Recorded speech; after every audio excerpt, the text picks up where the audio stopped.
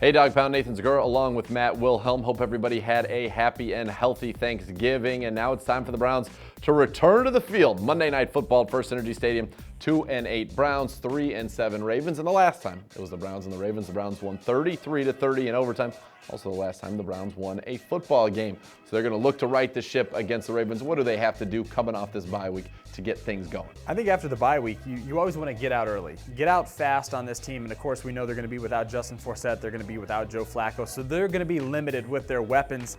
And a lot of the things they took advantage of in that first game that made it as close as it was as we did go to overtime. So I want to see Josh McCown, who's of course been named the starter, to come out with his weapons. I expect big games from Travis Benjamin, big games from Gary Barnidge, because when McCown was the starter, he had the best rapport with these guys. And I'd also like to think that we need to run the football. A lot of what you do during a bye week is you evaluate yourself and see what you do well and what you don't do well, and you hope to improve on those. So be more balanced offensively is something that I think is going to be the focus. Well, yes, last time it was the Browns and the Ravens. Josh McCown, a franchise record 457 yards passing. Gary Barnidge, you referenced, career high 8 catches, 138 yards, and the touchdown that he caught with his feet. So yes, you want to see them be able to run the football. The Browns do not have a 75-yard rusher yet on the year. They've also got to be able to stop the run. And this time it won't be Justin Forsett, who pulverized the Browns in the first meeting. It will be Buck Allen. Now, he had 8 carries for 58 yards himself in that one.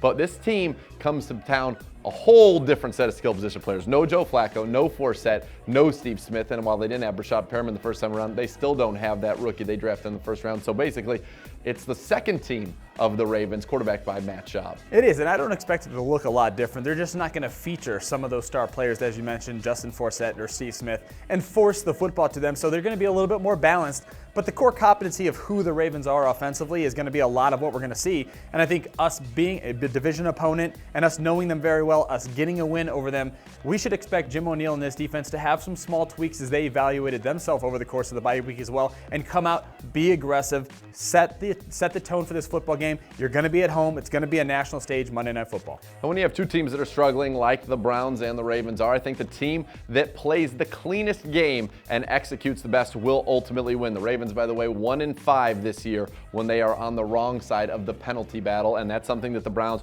hopefully have cleaned up over their bye week. For Matt Wilhelm, I'm Nathan Zegura saying thanks for tuning in to the game preview here on ClevelandBrowns.com and the Browns mobile app.